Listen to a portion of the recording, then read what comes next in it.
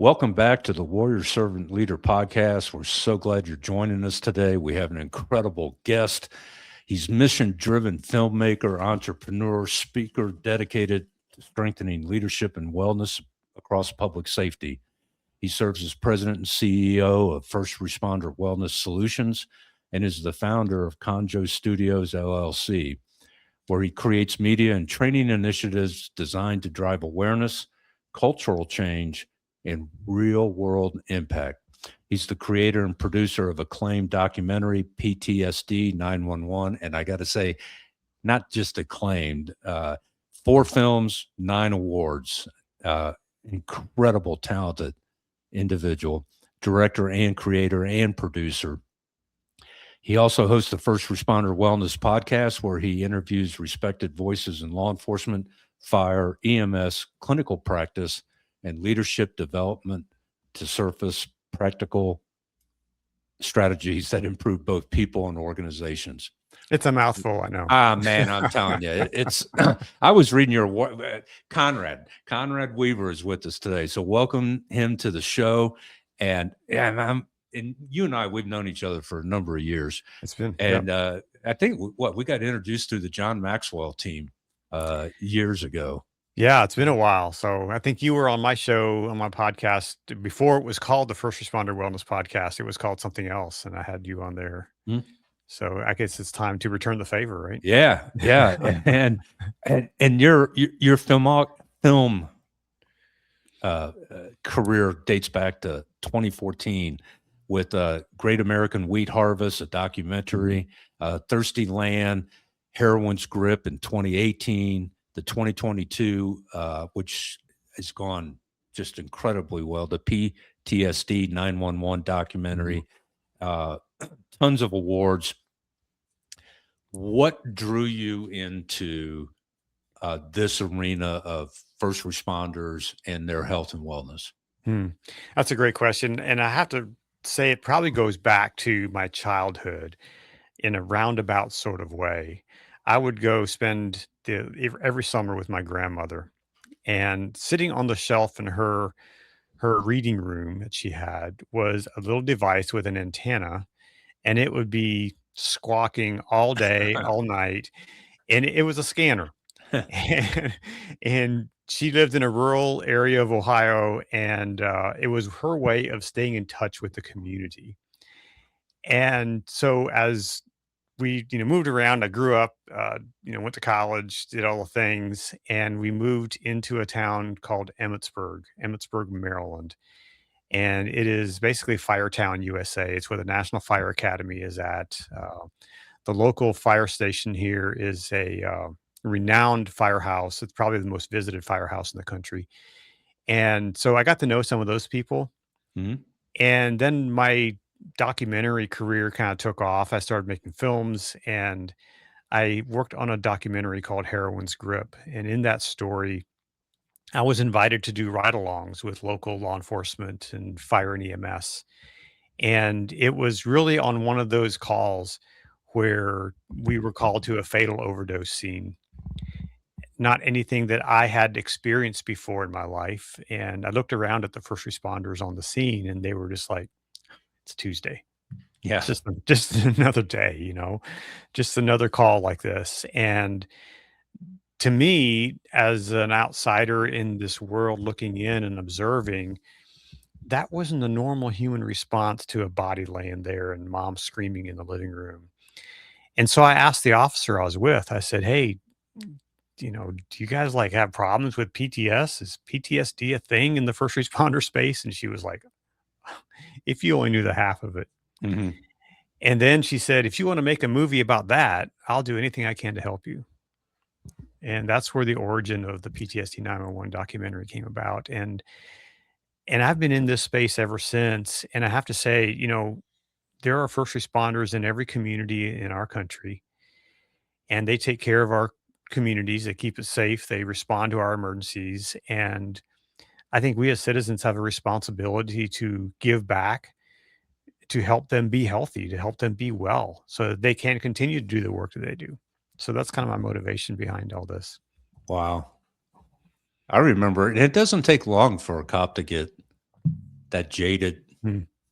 response, particularly in urban Mhm. policing. In Dayton, Ohio, our in my career, we were the seventh most violent city in the country with the population Wow. and per capita with the Sure. population of 150,000 or more. Mhm. And Compton, California was number 9. Mm.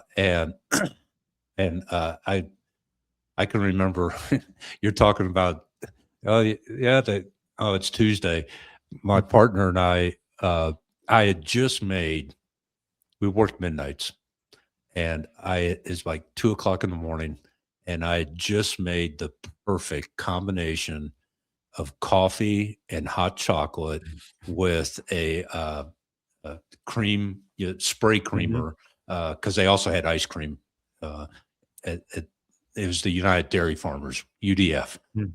And I had just made the perfect combination, and it wasn't too hot. And, it was just perfect. And we get this 2-man call of an Mm. overdose to assist fire. Mhm. And so we pull up, and it was a HUD housing type apartment building. And my partner was the one driving that night, which is why I could get the perfect cup of, and I'm like, and it was wintertime. And I'm like, I'm not leaving this, this out in the cruiser. It's going to be cold when we come back. So I took that cup of coffee, hot chocolate, on the call, and we went up to the floor and let the medics do their thing. And this was pre Narcan days. Mm. This was back in the 80s, and it's just like, yeah. And this may have been a Wednesday instead of a Tuesday, but Mhm. it doesn't take long for Mhm. officers to get into that, I don't know, self-defense Mhm. mindset. Mhm. What did you, in doing your documentary, what were some of the most enlightening things, I guess I could say, Mhm. about PTSD, and even now, and correct me if I'm wrong, but I believe there's even been a transition to get away from it being a disorder Right. and classified as PTSI, as an injury, Yeah.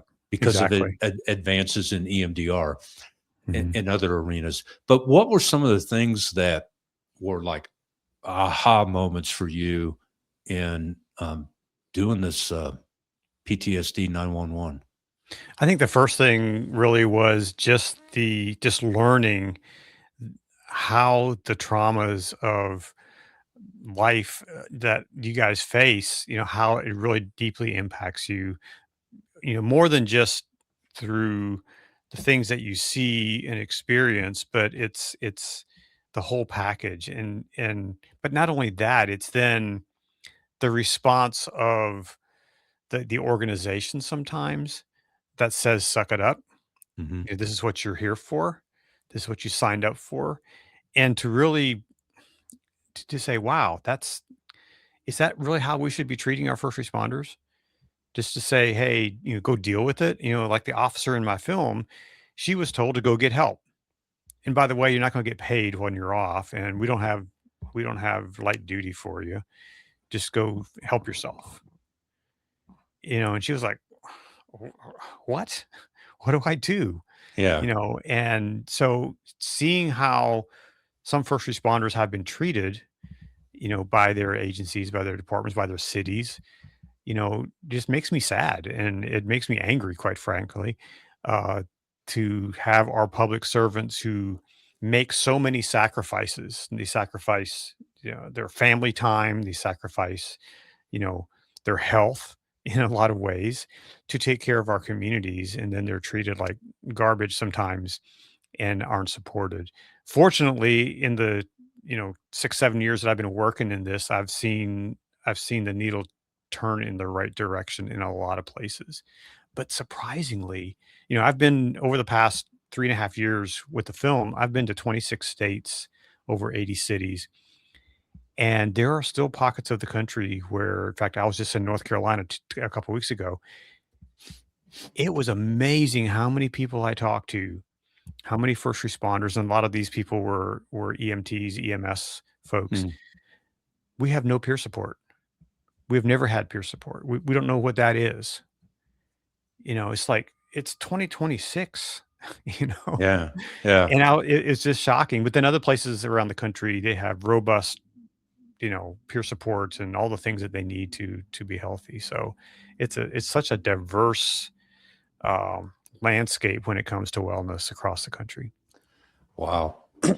Which is really interesting that you would not see in today's age, and particularly from a litigation standpoint, Hmm. having been a lawyer for the last 44 years, is that that a town or a city or even or a county would not have an employee assistance program in the first place because of the emphasis on um, disabilities, Hmm.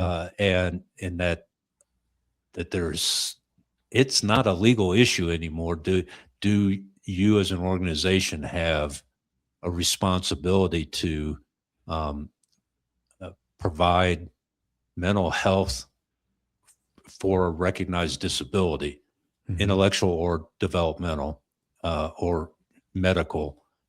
And PTSD is definitely in that arena. Americans with Disability Act.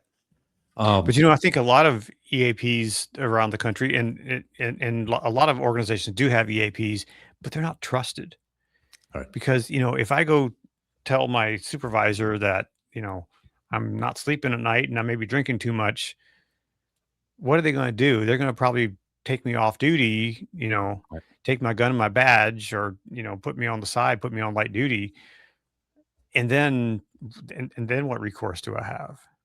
Well, so that kind of begs the question then, and I don't know what your experience might be that you could share, but uh, the stigma. How do we reduce that stigma that's attached with asking for help? Because the mindset, I was brought up this way, you were brought up this way, suck it up, buttercup, Mhm. that kind of mindset. And how do we how do we instill in people's minds, particularly those in positions of authority and responsibility, to get that stigma perception out of your head Mhm. and take care of your people?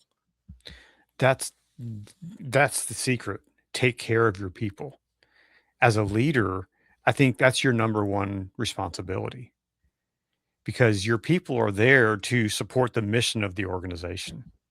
And you as a leader have been given that position to really take care of your people. And too many times leaders come into those positions. And I've talked to first responders all across the country and I ask them, how do you become a leader in your organization? Well, most of the time is you pass a test and you're advanced, and or your buddy was the captain and you now made sergeant, and and so, but if you become a leader just by passing a test, you may not have the skills that necessary Mhm. to have that interpersonal relationship with people as a leader to take care of people. And I think that, John Maxwell, talks about everything rises and falls on leadership. Mhm. So if the wellness of your organization, well, actually, let me back up. Let me say this: the wellness of your organization is reflected in the leadership. If the leadership says "suck it up," that's going to be permeating throughout the agency, throughout the organization. But if the leader says, you know what, I take care of myself, I know that I've had struggles, I know I've had issues, so I'm going to help you take care of yourself, that's going to be reflected in the organization. So, how do you break the stigma of that? It starts with leadership. It starts with leadership stepping up, saying, I'm going to take care of me first, and I'm going to take care of you as as a worker in my organization. I'm going to do everything I can to make you successful so that you can live out your career in a healthy way and you can retire in a healthy way. That's leadership. Mhm. That's what we need to break the stigma and to make those kind of conversations normal, because the stigma is if I raise my hand and ask for help, I may get laughed at, I may get shunned, I may get, put aside. But if I raise my hand and ask for help and they say, oh, great, we have this and this and this available for you, that breaks that stigma right there. It Mhm. makes it okay to say, yeah, you know what? Conrad's, taking 30 days off because, he's got some issues he's working on, and Yeah. we can leave it at that. Yeah. It, So, it's so amazing to me that the and it's not the hierarchy, in the psychology world and whatnot. They start quoting all sorts of people, but fundamentally, we all want safety, security, prosperity, and control in our lives. mhm, That we want those forces, and we understand that for ourselves, and for our families and for our kids. And then we get in the workplace and we don't extend that same mindset to the people that we work with or who work for us, that they want safety, security, prosperity, and control in their lives. And if something is challenging or attacking that, or degrading any one of those things, we should be, ready and willing and step forward and go, hey, I'm gonna help you get that back, whatever that looks like. um I, have you ever had the opportunity to meet T. Cooper Smith? They call him Coop. He wrote I don't think so. a small book. It's a real easy book to read. It's called Bloody Sunday. Hmm. And he was SWAT, uh and all that. I mean, he was a badass, Mhm, when mhm, from a law enforcement perspective, mhm, and he was in an officer involved shootout, and it was a running mm, shooting battle. It wasn't a fixed, mhm, a position thing, and he actually ran out of ammo, mhm, and the bad guy realized that and was advancing. He had taken cover behind a car, if I'm remembering his story, and we've talked, but it's been a few years. mhm, Uh, and he's out of ammo, and he's crouched behind a car, just as the guy is reaching over to execute him, when another officer took a pretty good long shot, uh, and dropped the guy. mhm, And and he was on SWAT team.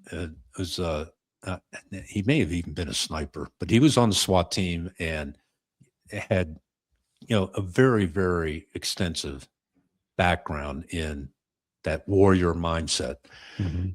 or as Colonel Grossman calls it, bulletproof mindset, Yep. until this incident.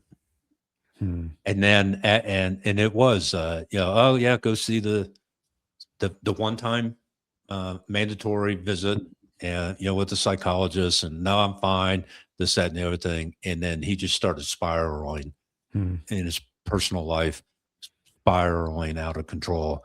And the whole point of his book and sharing it, because he was also, after that, was involved in another shooting, but it was a SWAT mhm, incident call out, not something, just a routine call kind of thing. um, and after that, it really, things started to escalate for him, and it was EMDR that he'll tell you it mhm, saved his life. mhm. And I think, can you share maybe some of the success stories since you've made, um, the documentary, and in Mhm. your travels and talking to people? What are some, I call them Paul Harvey moments, the rest of the story, that you've Yeah, gone somewhere and now you're getting the feedback of, hey, what you shared with us, X, Y, and Z happened. yeah. Um, and if you have any stories of agencies or organizations, towns, cities, whatever, Mhm, um, that have really good, um, people oriented care and wellness programs that mhm. maybe should be emulated Yep, across the country. yep, So can you absolutely. share some of those stories? Sure. The first one I wanna it's a story that we shared a piece of it in our film. So in the middle of my film, I have a couple vignettes with some shorter stories, and one of those is a detective, Mike Bergen, from Garland PD down in Garland, Texas, and he's a character. He's originally from New York, so he's got that New York accent, but now he's in Texas, and he's just the chiseled, grizzled old guy that been there and done that, spent time in the Marines, just a tough old guy.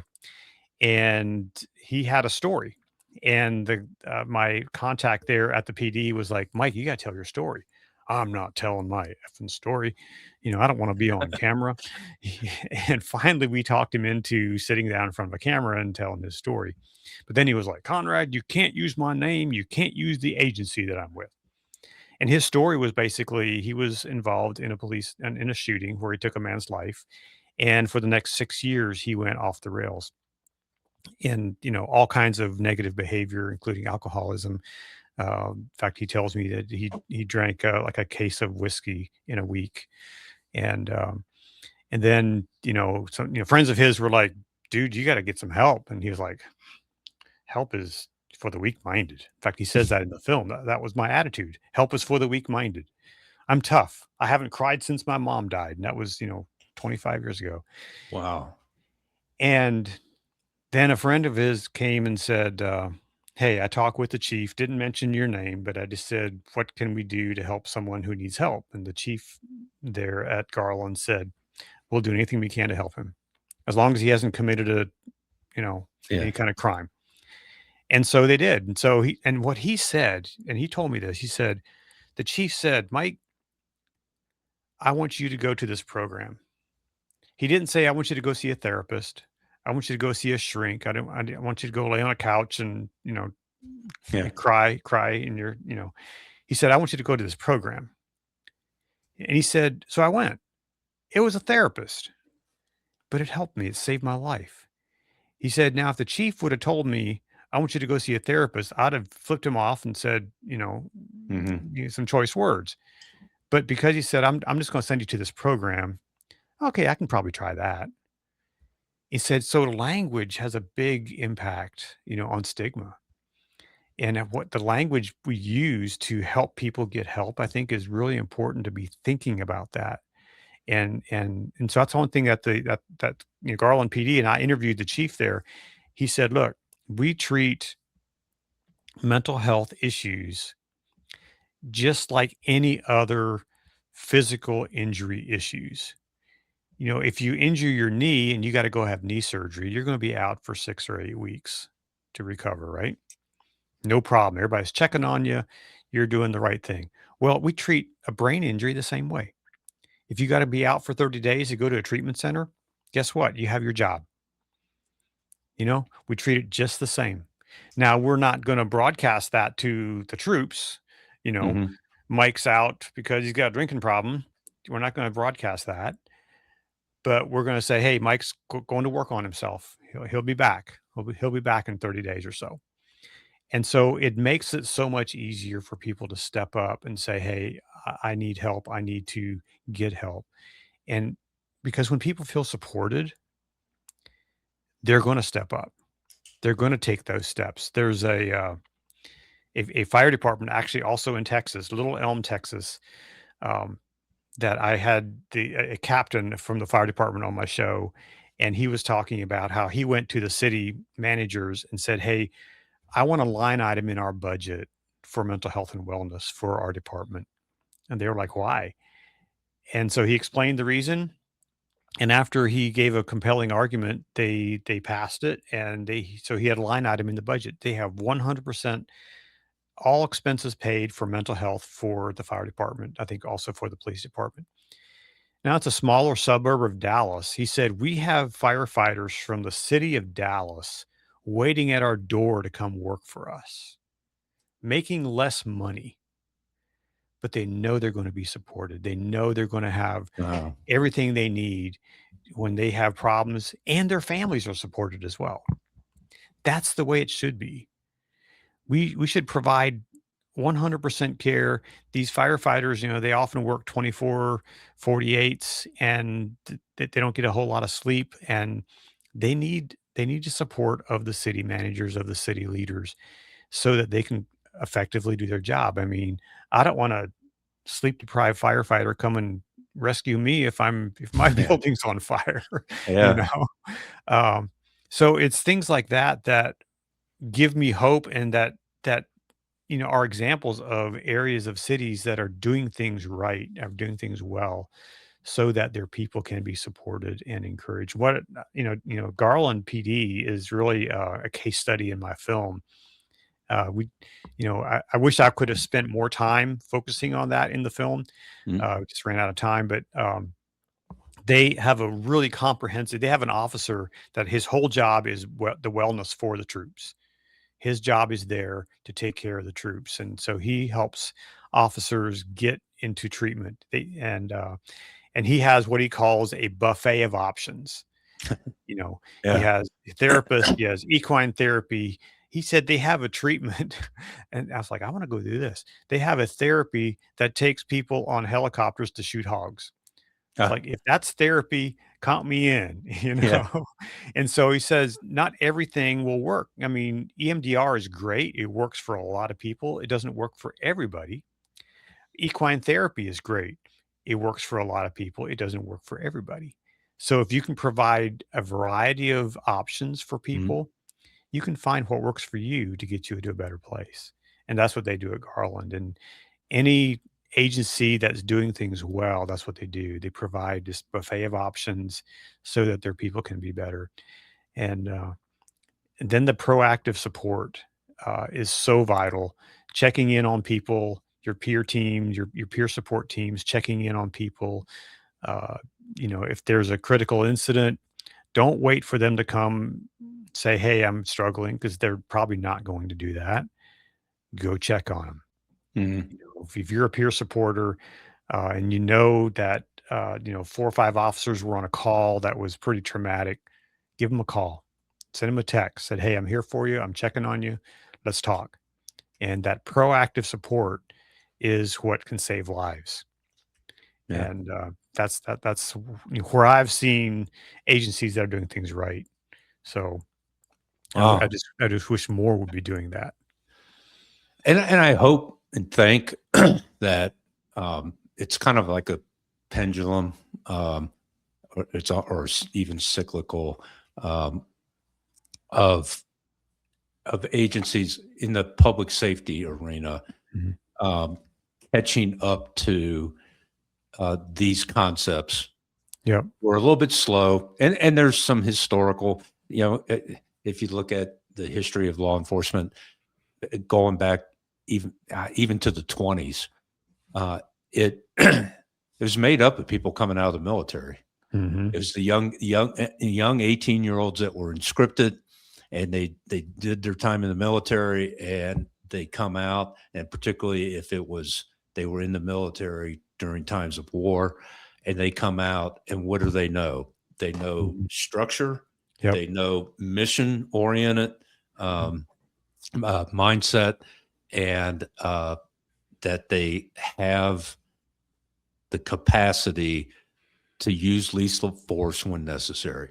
Mhm. And that's what was then making up our police departments around the country. I mean, just historically, Yeah, yeah. it's And there's changed. nothing wrong with those kind of structures. There's Oh nothing no, wrong with those kind of command and control structures. I think where it breaks down is when you have command and control, and that's all you have, and you don't have that personal relationship with your troops and with your people to make sure that they're okay and they're being taken care of. If you're just a boss and you do as I say, yeah, then you're going to start having problems. yeah, But if you like, I love what John Maxwell teaches. He teaches servant leadership. hmm If you are there to serve your people and for their best interest, because that's the best interest of the agency or the organization, then you're going to have healthier people. yeah, and the community. It's not just Absolutely. that alignment of your people, and we've talked about this um, before when I was on your show, and that if people understand, and you say like words are important, Mhm. language is important, and I get into this conversation rather routinely with police chiefs and activists uh, that we don't like the word warrior because the connotation is or even the denotation in their mind is, well, warriors kill people. No, they don't. So they have that capacity, but in my book, a warrior is a person who stands up, shows up, and defends what they believe. And it's not just in law enforcement or in the military. It's in your family as a parent, or even, you don't have kids, as a husband and wife. If things are attacking your marriage, are you going to stand up, show up, and defend the sanctity of your marriage and the promise you made at the altar? If the answer is yes, in my book, that's a warrior mindset. And people are, oh, we like guardian, or whatever. They pick some other softer word, and it just kind of, it actually, it doesn't make my blood boil, but it does get me a little bit motivated to go, wait a minute, let's take it out of the police officer arena, and let's just picture that your kid comes home from school and says, Dad, I'm being bullied at school. Are you going to go, well, honey, I'm going to be your guardian. I'm going to be, oh no, man, or you're that mama bear, or a grizzly bear, is going to come out. You are going to go nuclear, if that's what it calls for, but you're not going to be, oh, we need to be more compassionate and more empathetic. You are going to have a mindset of, I'm going to defend what I believe. Now, defend it respectfully. And then a lot of people use servant leadership and they don't define it. They don't know, I'll ask people, well, what's a servant? And they'll give me examples of what a servant does. But I want to know, what is a servant? And we have the conversation, and it comes down to, a servant is someone who puts the wants and needs of others before their own. And you do it as a parent. St. Teresa of Calcutta, Mother Teresa of Calcutta, now St. Teresa in the Catholic Church, she didn't have to do what she did. If you read her history and her story. And then what's a leader? And you and I, we share, because we came up under John Maxwell, leadership is influence. Nothing more, nothing less. It's not. It can be positional, and you can be a great leader for all the wrong reasons, and that makes you a bad leader. I would take Hitler. Hitler was a person of influence and impact, but for all the wrong reasons. So and I love when you were talking about it. It just kind of struck me that hey, Mike's going to be off for 30 days. In language, he's not, he's not going to alcohol rehab, or he's going to be off taking care of himself. You know what cops would actually even take, because then he's going to be off taking care of himself. That raises, cops relate to, oh, he's on special assignment. And that's language. Yeah. Hey, how come Tommy's not at roll call? Well, he's been put on special assignment. Oh, really? Where at? None of your business. Maybe it's narcotics. Maybe need to know. Yeah, it is. But they can being on special assignment doesn't have a negative stigma. Yeah, I like that. I like that. I even wrote myself a little note to that. Yeah, special assignment. That's a nice way of saying they're taking care of business, and it's none of yours. And it is an assignment, because if you don't have a healthy person, if you don't have a healthy officer, then that's the weak link in the chain, right? Right. And so they're on assignment to get better, to better themselves, so that they're strong and they can operate the way they're supposed to operate. And it doesn't have to just be critical incident driven, right? Trauma. Right. That's what so many people think, that if you have PTSD and you're in law enforcement, oh, you've been in an officer involved shooting, or there was this really, really bad event, when in reality, typically PTSD PTSD is not triggered by one single incident. It's a accumulation Yep. of incidents, but they don't all have to be on the job. You Yeah. know, that follow up, the peer, that one of your officers, the wife is pregnant, and and it turns out she went through a very difficult pregnancy or delivery, and the child was whatever, ends up with a brain injury uh, Mhm. as a result of the birthing process, or when their child is 3 years old, they um, what they thought was just a difficult, stubborn little 3-year-old in the terrible twos, is they get diagnosed. No, they're on the autism spectrum. Mhm. Mhm.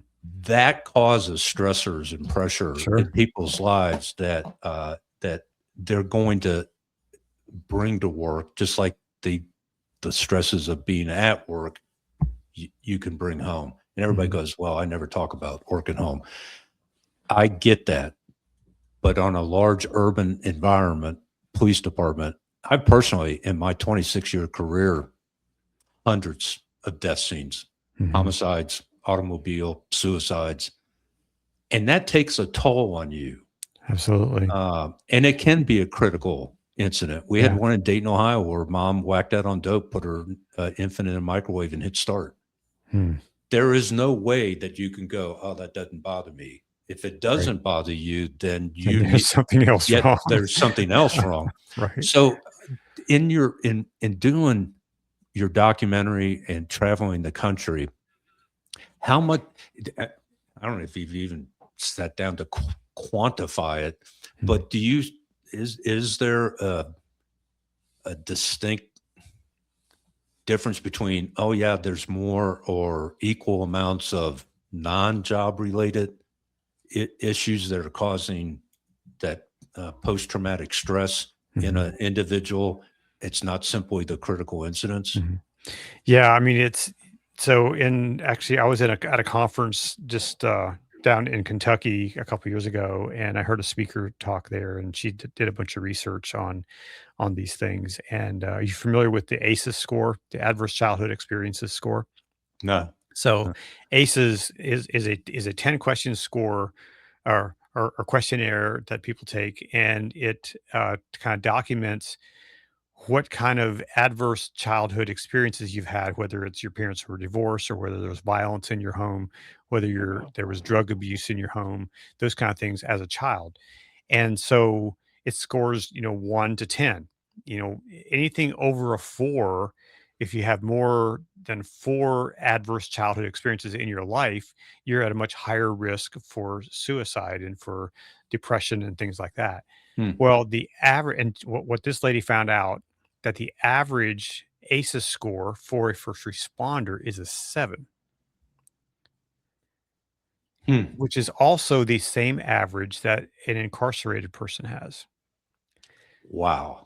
So there's a thin line between being in prison and putting people in prison, as a first responder.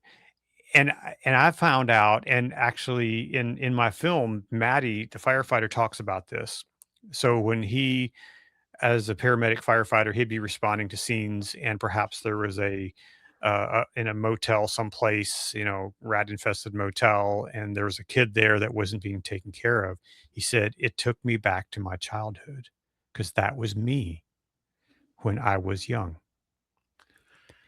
And so those early childhood experiences, many first responders and that I've talked to, that I've asked, "If what got you into this?" Well, I had a rough childhood, and so I wanted to be a helper. And that's often the case, that first responders want to solve that problem that they had back when they were a kid, so they become the helpers. And so if those things in the past haven't been dealt with, Hmm. that's carried on into their work today. And whenever they experience situations that remind them of that past, it can cause problems and it can cause PTS. Hmm. And that I've seen that all three of the people in my film, Maddie, the firefighter, and Nicole, the dispatcher, and Desiree, the police officer, they all three had very high ACEs scores. In fact, I think all three of them were either 9s or 10s, where they had to answer yes to every single one of the questions on the ACEs score. So they all carried these heavy things from their childhood, which impacted their work as a first responder. And I think if Wow. first, and this is a test you can take online. You can search for it online. Anybody can take it. It's public.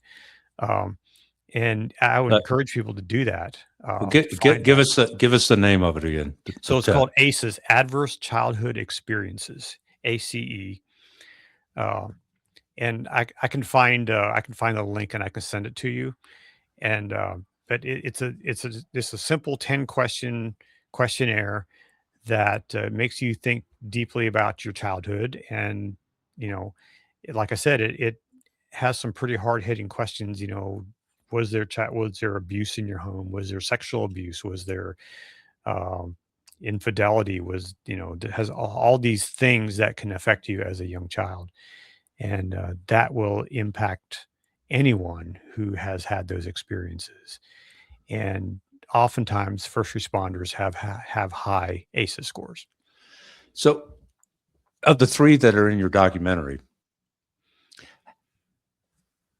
did did you have the conversation with them? Well, if there's that fine line between an inmate and a first responder in the scoring, what what's the difference? What's the fine line that kept the now first responder from being the inmate? I think really it was that desire to help, that desire to make a difference. I know in the case of the police officer Desiree, her sister back in those days was on the other side. Her sister was a drug user, still is a drug user in her 40s. And so she said, I didn't want anything to do with that. And so even in the film, she talks about when she was young, she would be in her little town in West Virginia. The local cops would let her ride in the police car with them throughout the day because that kept her out of trouble. And so she had that desire to do something different than what she saw people around her doing. And I think for a lot of first responders, it probably comes to that is like you carry perhaps the weight of that thing that happened to you in the past, and you don't want to see that happen to anyone else. So you work to be that helper, to be that person who makes a difference for others. And I think, um, really all three of the people, the main subjects in my film, experienced that to a pretty high level. That they wanted to be now the helpers that made a difference for others. Did they share with you? Because I'm thinking a book that came out in 1999 by Joan Barker. It's called "Danger, Duty, and Disillusion: A Worldview of an LAPD Officer," and she was working on her master's degree, and her thesis was how does the danger and duty of being a cop impact or form your worldview? And she turned it into a 20-year study. Hmm. And she started with an academy class and then spent their first 3 years, was embedded with them, so to speak, in their careers in the first 3 years. And then she published her thesis, which turned into this book. Well, eventually, because she was so fascinated with what she was learning that she continued with that group all the way to a service pension. Hmm. Of any of those recruits that made it to a full service pension. And she identified 5 phases of a law enforcement career. And Mhm. the third phase is disillusionment. Hmm. And the first phase is idealism, that altruistic reason of why you became a police officer. Mhm. And that only lasts, for about 1 to 3 years. Hmm. And then she goes through all the things that build up these stressors and pressure and incidents and mindset that lead you into this phase of disillusionment of this isn't what I signed up for. For the folks that have those high ACEs scores, um, at what point in their career are they experiencing or sharing with you, that the career is not what I thought it was going to be, and they get disillusioned that whether it's politics or whatever, critical incidents, stigma, being stigmatized or isolated, all sorts of things happen. And now they're like, they're 10 years, 12 years into their career, and they're like, this isn't what I signed up for. And they're having those behavioral, issues, and because they're trying to resolve their disillusionment and self-medicating, whatever, or they quit the career, they transfer to another agency, grass is greener on the other side, or suicide amongst, in law enforcement at least, it's higher, more officers kill themselves than are killed in the line of duty, responding to stuff. Did any of those three talk about how that disillusionment impacted them on the job, and how they worked their way through it or resolved it? I think all three of them, talked about how, not specifically in that, you're thinking about that in the past, but they all talked about they came to a point where they realized that something wasn't right, and for many people, even including people I've had on my podcast, that realization comes when perhaps they find themselves in a situation where they're either in legal trouble, or they're having marital problems, or they have some kind of issue where they end up, uh, perhaps they end up, getting a DUI, or they end up doing something Mm-hmm. regretful, that they wake up and like, okay, what got me here? Mm-hmm. How do I get here? How do I get to this point in my life? Because as you know, first responders are focused, they're doing their job, they want to do their job, they get up every day, they have sucked it up, Mm-hmm. all their career. And so when things happen, they just think it's normal until it isn't. I had a first, actually a cop on my show, actually the episode that launched today. He talked about how he came home one day and his wife said, "I don't think I love you anymore." Mm-hmm. And that was his aha moment. That was Yeah. his moment where he had to start looking at himself and say, "Okay, what is going on with me that is causing her to have that response?" Mm-hmm. And I think that's where a lot of people are. That's that wake up call for a lot of people, where Mm-hmm. they have someone else that says, "Hey, I'm reflecting back to you what I'm seeing. You might need to get some help." Mm-hmm.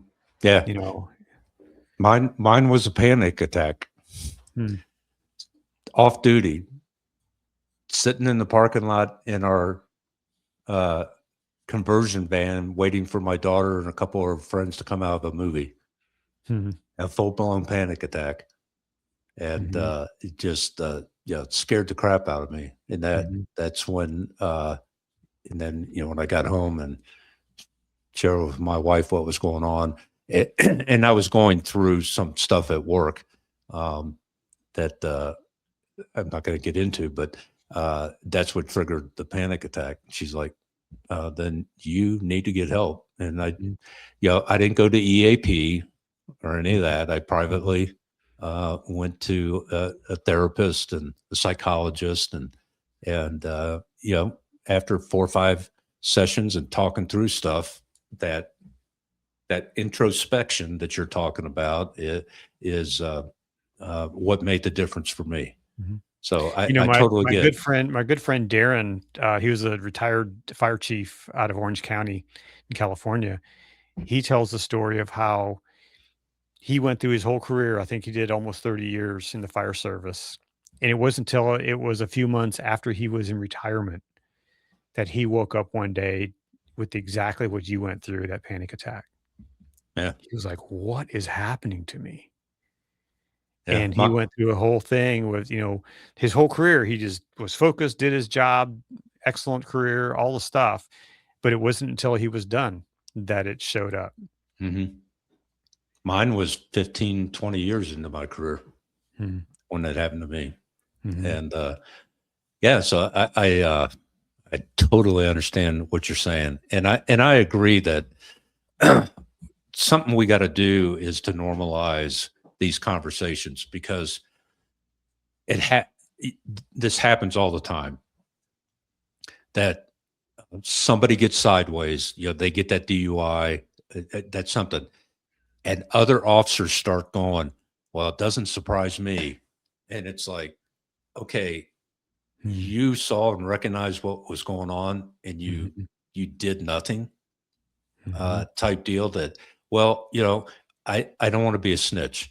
I don't want them to get in trouble. And they have all these things of the stigma that would attach to them if they stepped forward and said, hey, brother or sister, we need to talk. And I don't want to ruin somebody else's career. And I had a guy that, and I was a superintendent at the time, and I had internal affairs came to my office and said, you need to call this particular officer in before they start their shift today and relieve them of duty and serve them with these papers, specs and charges. And so I said, okay, is it, duty related? What's going on? And they go, we can't give you the details, but he's going to be terminated. And I'm like, but I don't remember any duty related incident, is what I'm thinking. So I had him brought in, served him with the specs and charges, and relieved him of duty, and he was ordered into his hearing. He ended up resigning instead of going through the process of being terminated. And a year later, and it was alcohol, off-duty alcohol related, is and I did not know. Excuse me, I did not know any of this. But that evening that I had to relieve him, I went home, and one of my daughters at the time was working at an Irish pub in Dayton, Ohio. And I said, hey, do you know this guy? Because a lot of cops and firefighters go there. And she goes, yeah. And I said, I had to relieve him of duty today for some off-duty stuff he was involved in, I guess, that involved. He goes, Dad, he's an alcoholic. I go, what? And he goes, oh, yeah, everybody knows it. I go, well, I didn't know it. I mean, because he wasn't in my circle of friends or direct supervision or anything. And so she told me a story of something that happened involving this officer and a firefighter at the bar. And which the medics were called, the police were called, and no reports were done or nothing. And so I went back the next day, and I started just casually, because obviously it's the talk of the division now amongst the rank and file. Hey, did you hear what happened to this officer? And so I started asking some sergeants and a couple of lieutenants, about this individual, and they go, oh yeah, he's got an alcohol problem. And I was so pissed that everybody knew this, but nobody stepped up. And if you truly are, we are a family, would you keep your mouth shut in your biological family if your brother or sister was struggling with alcohol and having incidents? And they were almost always fights for this guy. And so he ended up resigning. About a year later, he came by the district headquarters where my office was, and asked to see me. And he comes in and he's just like, hey, boss, I just want to tell you that I'm sorry for what you had to be involved with in this, which was just relieving of duty. And in hindsight, now I realize he was going through a 12-step and fulfilling some of that. But he apologized, and he said, I just want you to know it's probably the best thing that ever happened to me. I own my own. I've been clean and sober now for 10 months or whatever it was, and I own my own business in another county, and life is good. And that's a good Paul Harvey rest of the story, in a way that he didn't go and commit suicide. Mhm. type deal, or continue down that path. But the sad part that I felt is that why did no everybody else knew this? Why did nobody do anything? So Mhm. I guess my question for you would be is what are your thoughts or experiences, and how do we normalize this concept of taking care of your people and not being worried about the consequences or the appearances? Mhm. You know, when you think about a coach for an Olympic team, we had the Winter Olympics, a couple months ago. Think of a coach and they bringing up this maybe the ski jumper, and they're training the ski jumper to be the best ski jumper they can possibly be so that they can win the gold medal for our country. And they put them through all kinds of things. They put them through diet training and all the things that they need to do to be successful.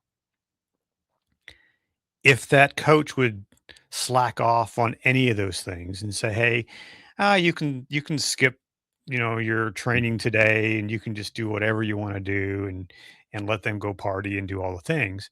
Well, are they going to win the gold medal if they do that often enough? Absolutely not.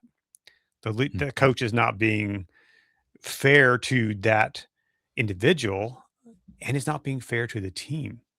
Mm-hmm. So if you have an officer, a firefighter, a first responder on your team, you as a leader have responsibility that these people need to operate at their best in order to serve the community at the best. And so, I look at it as spirit, soul, and body. How are they doing with their physical appearance? I mean, all of us have, we've laughed at the cop, and donut jokes. Yeah. You know, I like a donut better than anybody. Uh, but if we're not helping our people take care of themselves, spirit, soul, and body, then they are not prepared to be the best that they can be out there on the street serving the community. And I think that's where the responsibility lies, is to help people. If you're a leader, help your people be the best they can be. Yeah. And it starts with you. And so I gave a talk recently, and I said, the first thing we have to do is read the room. And the first thing we have to read is read ourselves. Where am I at Yeah. when it comes to these things? Am I taking care of myself? Now I want to help. If I'm not taking care of myself, I'm going to have a harder time helping my people that I'm leading to take care of themselves. And so it's one thing that I work on myself is every day I try to do a workout. I try to do. I go for a walk. I do gym time. I try to eat healthy. Hmm. I'm not always successful, but I know if I'm going to go out teaching these things, if I'm going to talk about them on my podcast, if I'm going to share it with people Hmm. when we have a screening event, then I got to be doing it myself too. Yep. And I think that's where it starts. It starts with leaders starting with themselves, taking care of themselves, being honest with themselves. If I'm having too many drinks at the bar, I need to be honest with myself and say, you know what? I need to, I'm drinking too much. I need to maybe get some help. I need to maybe go to an AA meeting. You know what? One of the best experiences I've ever had in my life is I was invited to an AA meeting down in Washington, D.C. a couple years ago. I've never been to AA. I don't necessarily have an alcohol problem, but I was invited just to sit in.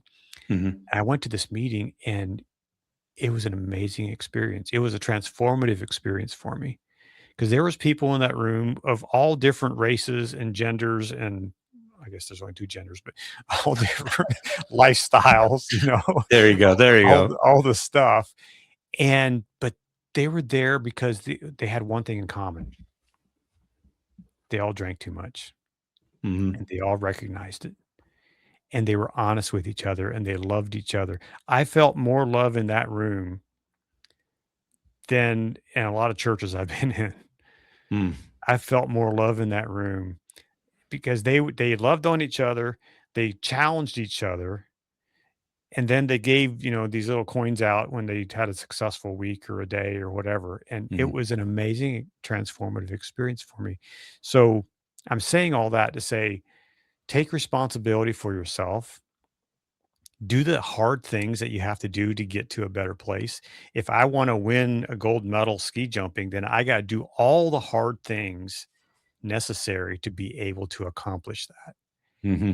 And so if a police officer wants to be the best operator he can be out there, then he or she has to do all the things necessary to be the best. And if it means not having a drink again ever, so be it. If it means hitting the gym 3 or 4 or 5 times a week, so be it. You got to do it. If it means staying away from these toxic relationships that lead you down the wrong path, do it. Because if you want to be the best, you got to do all the things that help you be the best. Yeah. I had a guest yesterday that uh, said this in a really shortened version. You have to be first to become second. That, Mhm. if you want to become the best, then you have to be the best in your own personally in all Yeah, aspects. And absolutely. and and that's and it sounds simple to say.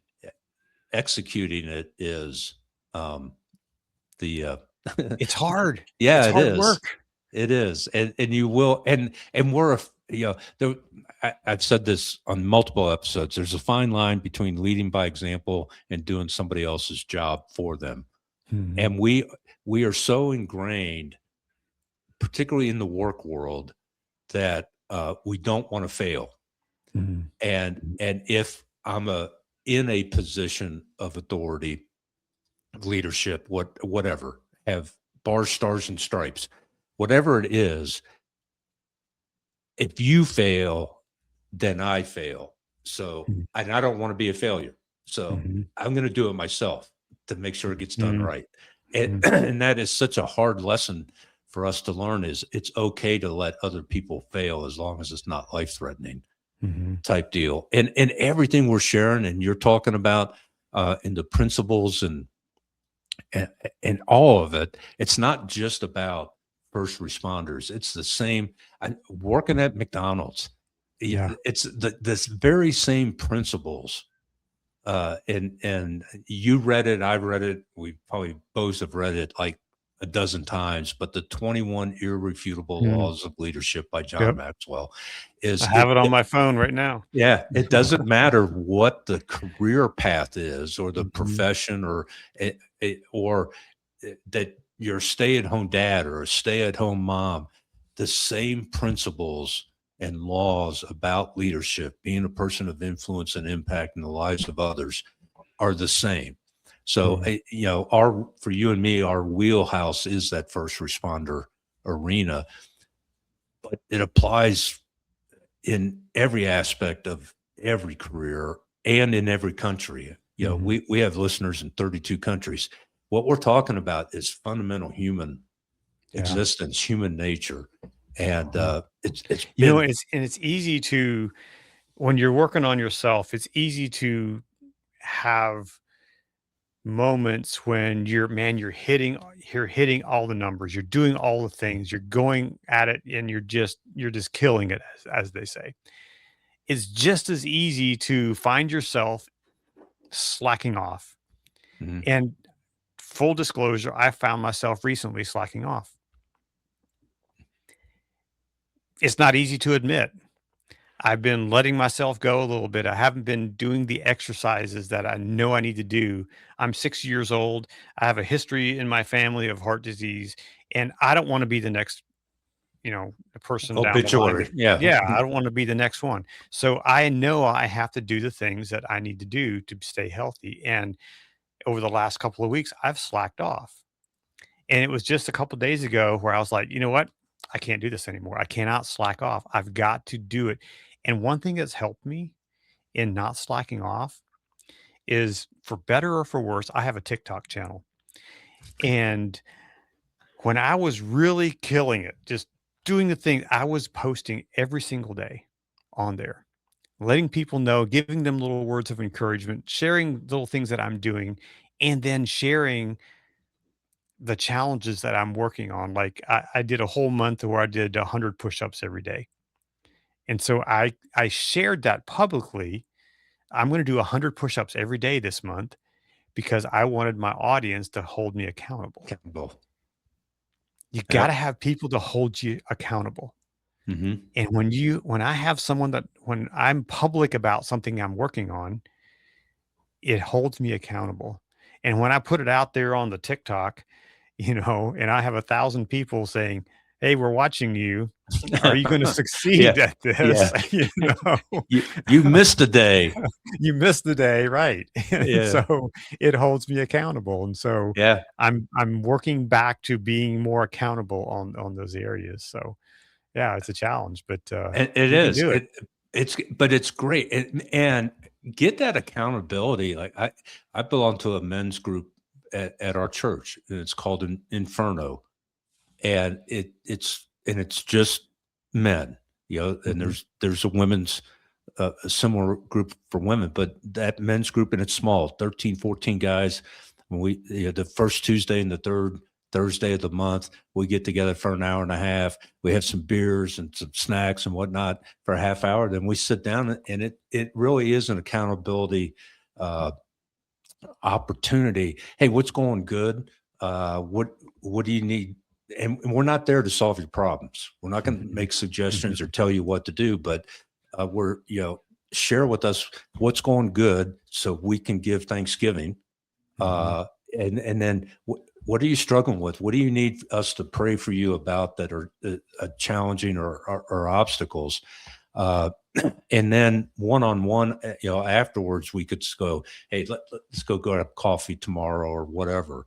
And that accountability is building relationships, but at the same time, you're not alone, mhm, and you're getting real solutions to real problems. mhm, And but it's not punishment.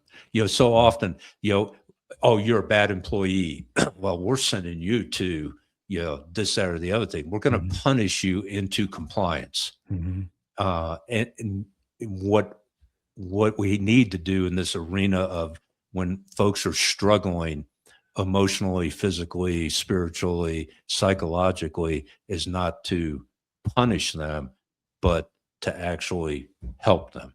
mhm. And so I You think know, one thing that's yeah. really been something that I've been working on for the past couple of years, and is reaching out and touching base with people on a weekly basis, just sending them a little text. Mhm. I try to do it. I try to hit at least 3 people every single week. I just send a text, said, "Hey, thinking about you today. Let's talk sometime. Just hope you're doing well."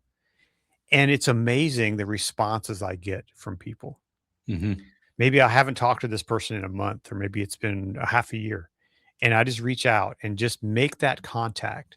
And so everywhere I go, when I do a film screening, I challenge the people in the room. I say, before you leave this theater tonight, message 3 people. Put it, you have thousands on your phone. Okay. Yeah. Just Yeah. pick three. Just pick three and say, "Hey, I'm thinking about you. Hope you're doing well. Let's talk sometime." I have then in return had some of the people that I reach out to me. And man, you know how that makes me feel? Yeah.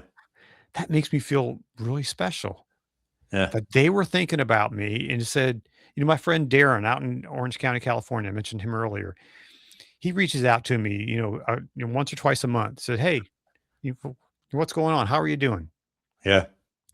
And it makes me feel great. And it keeps me accountable, Yeah. and so that's one thing that I encourage everyone to do.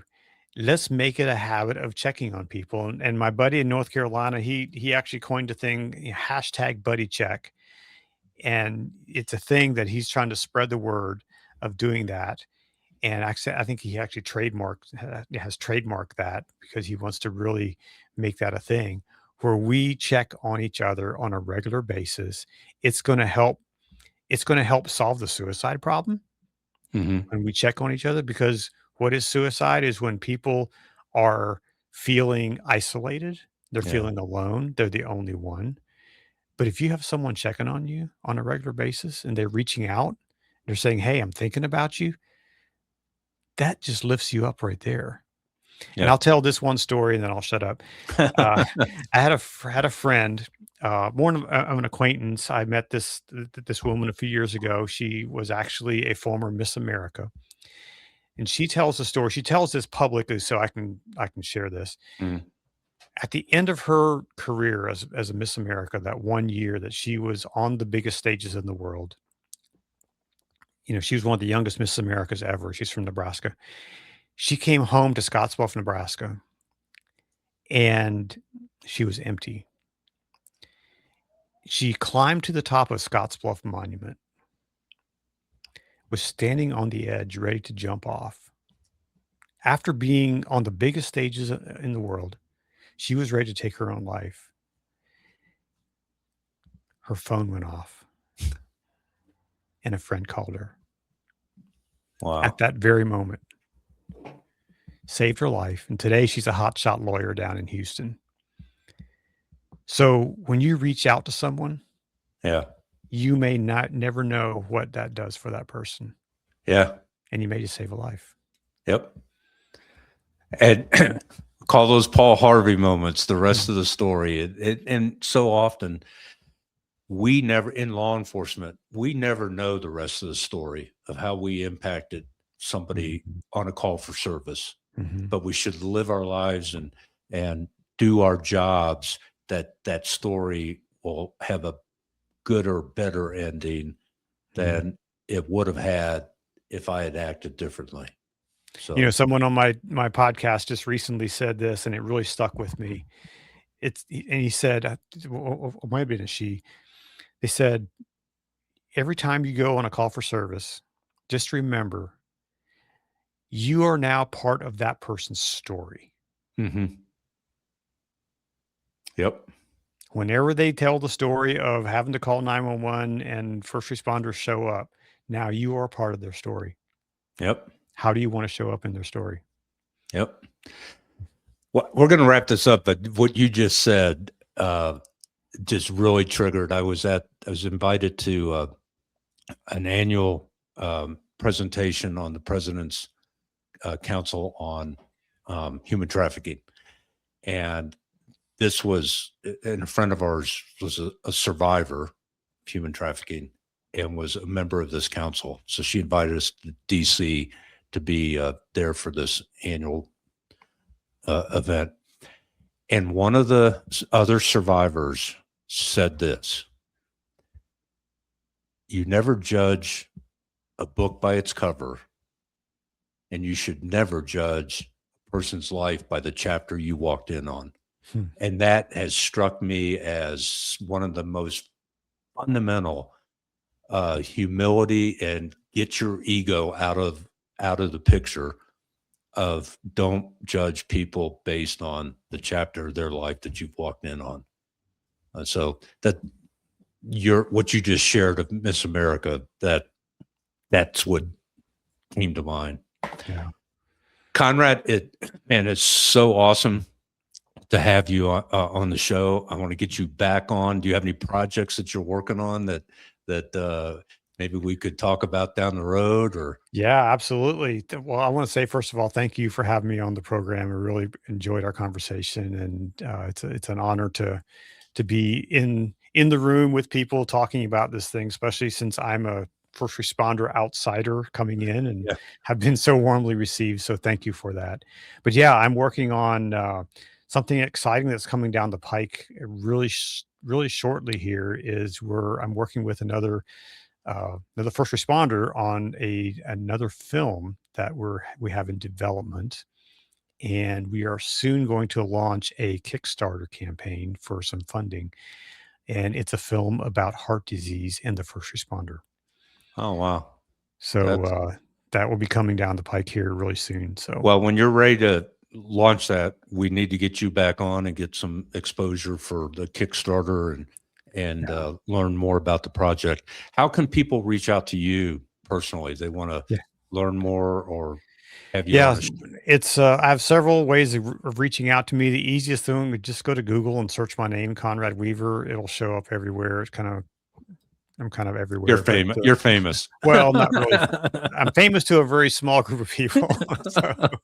But Yeah, if you go to actually, if you go to firstresponderwellness.co, firstresponderwellness.co, that's our brand new website. It's also the name of our new company, First Responder Wellness Solutions. And you can find me there. You can find me on social media. LinkedIn is a great way to connect with me.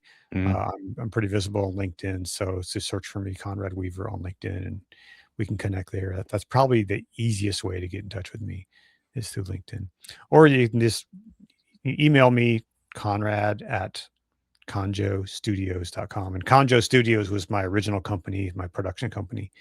So ConjoStudios, Okay. and they can reach me there. Awesome. Any final words?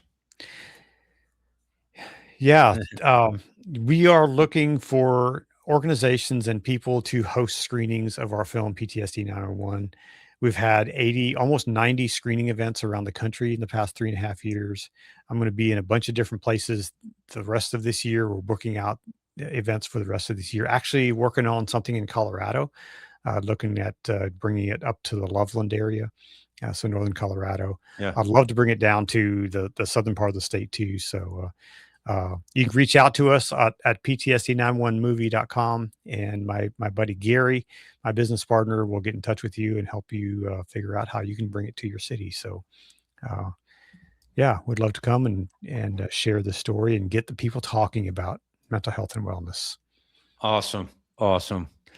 Conrad, man, what a pleasure to have you on today. I'm so thankful. I'm sure our audience is equally thankful. For our audience, we want to always appreciate and thank you. It's because of you. We're in 32 countries on 6 continents. We got to get somebody in Antarctica to listen to us. That's the only continent we're not on. So thank you. And as I close every show with the reminder, always strive to do the right thing at the right time, the right way, and for the right reasons, because that's what a warrior servant leader does every day, every time. Love you all. See you next week.